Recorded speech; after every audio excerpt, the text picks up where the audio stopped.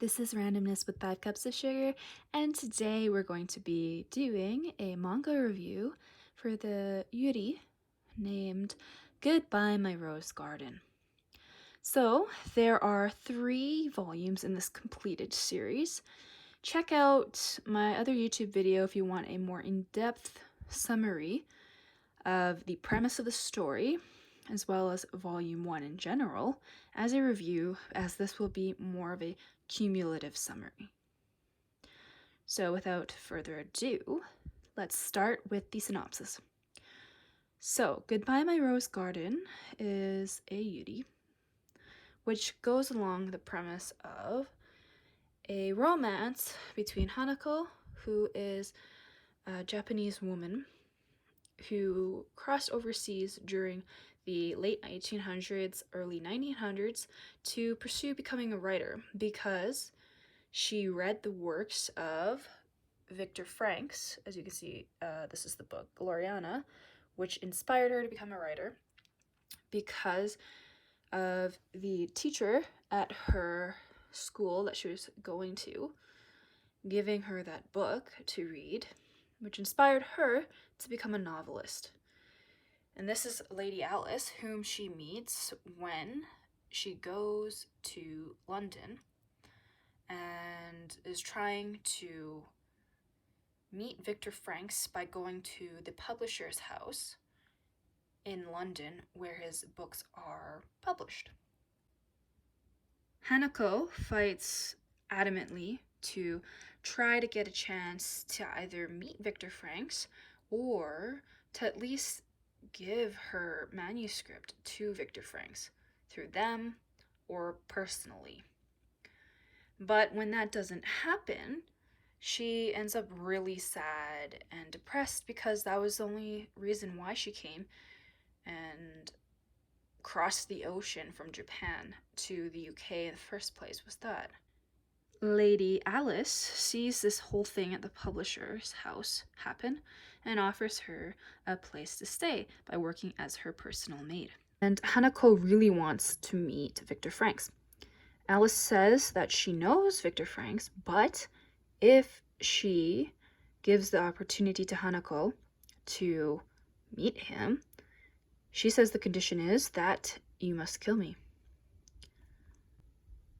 The problem is that Hanako has slowly been falling in love with Lady Alice, and that puts her in a precarious situation. However, as this is in the past, so in the 1900s, there is very strict societal norms and protocols that must be followed, especially as a person of nobility, because Alice is a lady. And so she has to fit within social norms in order to not bring shame and dishonor upon her family. And she's actually promised to this guy named Edward. And you come to hate him in this story because he is set on making Alice his wife, even though he's heard rumors about how she's a lesbian. So that is the synopsis, at least to Volume 1. I don't want to spoil anything for the other volumes. So without further ado, let's go with a review. Let's start with art style, shall we? As you can see, the art style is beautiful, very detailed, and contains details on the inside covers which are relevant to the main concept or focus of each volume. So in Volume 1, it is the cover of Gloriana by Viktor Frank's, because that's the whole reason why Hanako came from Japan. And on the back cover, we also have the back cover of Gloriana. In Goodbye My Rose Garden Volume 2, the inner cover has a letter to Mr. Richard Johnson in England, who is the bookseller in England, from Eliza McGovern, who is the governess, like former governess of Lady Alice, and the one who taught Hanako in Japan. Here is just the sealed envelope with a rose on it. So I did talk about symbolism in volume 1 review, but it does go further and actually gets fully explained in the volumes after. So in volume 2 and 3 it's actually explicitly explained, versus I was just grasping at what could it possibly mean in the volume 1 review. And you can see this is really detailed art. It actually looks pretty 3D and like an old letter. And volume 3 has the cover of the book Goodbye My Rose Garden by Victor Franks inside of it, which is pretty important considering that the manga series itself is called Goodbye My Rose Garden. And again, look at the detailing. Look at all like the thorns and the roses. It's intertwined, and even on the bottom part of the box on the top part. Look how intricate that is. And here's the back cover of the manga as well as the book. And I do like the Victorian art style. And even look at the high quality art in the covers.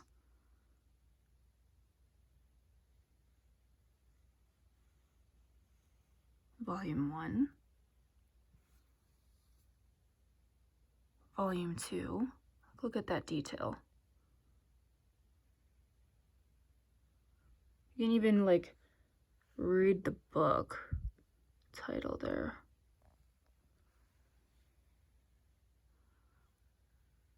Volume 3. Look how detailed that is.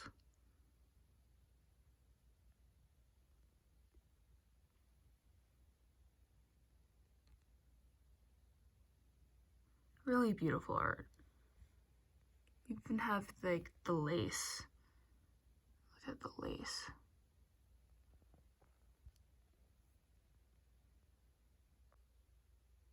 The inner art for the color drawings are also beautiful.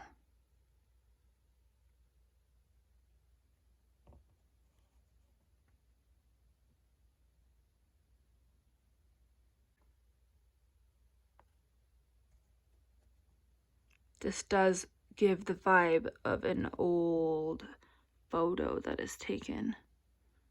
Volume 3 has the same color drawing as the cover. As I mentioned in my previous review, I really like the table of contents page. The design, the layout, the intricacy, like look at the corners of that. Style and like the chapters titles, like Who Are the Briars, The Accomplice Smiles Back, Momentary Masquerade, The Pulse of the Cocoon and the Wind That Breaks It, My One and Only Wish, and then Goodbye My Rose Garden, which is a fitting final chapter title. And of course, the artwork inside the manga is beautiful too.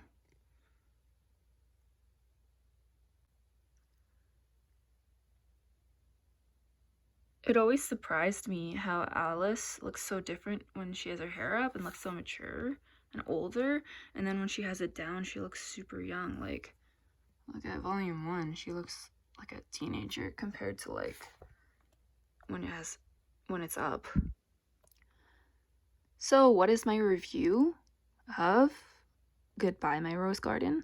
I give it a 20 out of 10. It's actually my favorite Yuri manga now. So the plot I didn't really touch on because I didn't want to spoil it, but I loved it.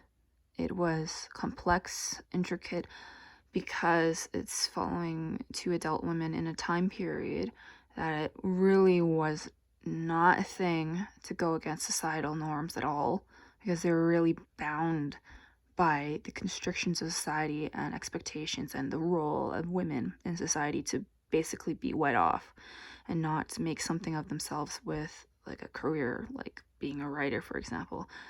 And then it follows them. It's really cute. You do end up hating the fiance, Edward, And there are some times when some characters are a bit flat and lacking in certain extents, but nonetheless, it was good. There are funny facial expressions and comedy in the story, which makes it more lighthearted and romantic too, because you can see like blushing and a lot of cuteness and poking fun, which is more lighthearted. But there also are times that it's a bit deeper and heavy and more emotional. There are more mature themes such as suicide or assisted suicide. And there's also a lot of symbolism, such as hands, light, roses, etc. As well as gemstones such as heliolite and sapphire, which I actually go into the meaning of them in my Volume 1 review. I think it's very well thought out for the symbolism, and if you don't really understand it in the first volume, or like see it, or foreshadows and allusions to things like Romeo and Juliet, as well as just general foreshadowing of what's going to happen in the future, then it becomes more apparent in volumes 2 and 3, just explicitly stated as such. Volume 1 is more looking at the premise of the story, setting up the setting and the characters, and having Hanako and Lady Alice start falling in love with each other, as well as introduce the conflict with the fiancé, and also introducing the premise that she wants to escape from her societal expectations as a woman and as a woman of nobility by asking Hanako to kill her. But then realizing that Hanako is the light in her life, and it goes on further from there in Volume 2. Volume 2 focuses more on the symbolism and planting seeds within Alice's head as to questioning Hanako and why she's here, and to make her paranoid because Lord Edward wants Lady Alice to be his wife. Side note is that the only con that I'd say is a really big thing for Goodbye My Rose Garden is the awkwardness of the drawings of the male characters. You can tell that Dr. Pepperco draws female characters a lot better. Like, it kind of looks a little awkward and disjointed for the lines. And some characters kind of look similar. Like, this guy and this guy look really similar, but I think they're brothers too. But like, the only thing I could tell different was like, this guy's eyes look more empathetic, and he has a full beard, he has a mustache, so I kind of got a bit confused. But versus like the females are just like more detailed in terms of the drawing, like, and smoother lines, if you know what I mean. Yeah, so a big component of Volume 2 is secrets and trust, and trying to reveal secrets, but then having them revealed for you. And searching for the truth. And like tearing at all of the things and lies that were applied just to protect people. So it wasn't ill-intentioned, but to look at the real motivations of people to do their actions in the first place. I do have to say, I love the side character, Marie. She is amazing. So she's a bookseller in the small town at the time, Hastings, that Hanako goes to. She is so funny and supportive. She is amazing. She has depth of her character, or at least is more interesting. And I like how she's rooting them on and supporting them so much. It's so nice. Volume 3 focuses more on mutuality of love and trying to fight for it. But then it gets more complicated. Because even if you love someone and they love you, it doesn't necessarily mean that it'll be easy because of the external context that people live within. And ultimately, that is constraining, just like Romeo and Juliet. And the main external conflict, which is Lord Edward, making a proposal to like formally marry Alice because he's already been kind of promised to her. But that conflict really comes to light in volume 3 because thus far it's kind of just mentioned, but the main conflict is like prior to this is like Hanako and Lady Alice figuring out their feelings for each other and kind of denying it at some points, or like fully like knowing that they're in love with the other person, but also aware of their societal context. So, if you want to know how it ends, please do read the 3 volumes. They are amazing. It is kind of hard for me to explain in words, like just how much this series made me smile, laugh, beyond like the verge of tears. I went everywhere on the emotional spectrum. I got angry at Lord Edward, and it was a ride. Like, you can tell it's good writing when you can cross the whole emotional spectrum and still find depth to the story, plot, and characters. And like, I thought about it for a while after I finished it, and like, I mean, I could have done the review right after I read it because I was like, you could probably tell in my voice that I was super duper excited, but like, I also was busy with doing my school stuff and placement, but so I can't even like show the full extent of how much I enjoyed this manga and how different it was, since it was like with adult women set in a different time period in a different country, looking at different constraints of society. I just loved how deep and complex it was. Like, even just the setting and the context, the social context itself was something that made it deeper. And the symbolism, wow, the symbolism was amazing. I am a sucker for literary like uses of things like illusions, references, foreshadow, symbolism. I love that. So I really loved this series.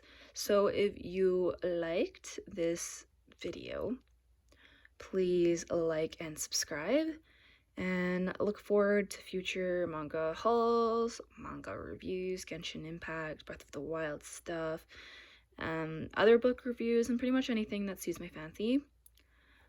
And I hope you enjoyed this video and support this manga by buying it and giving it a try, even if you just try the first volume. Anyways, bye, take care.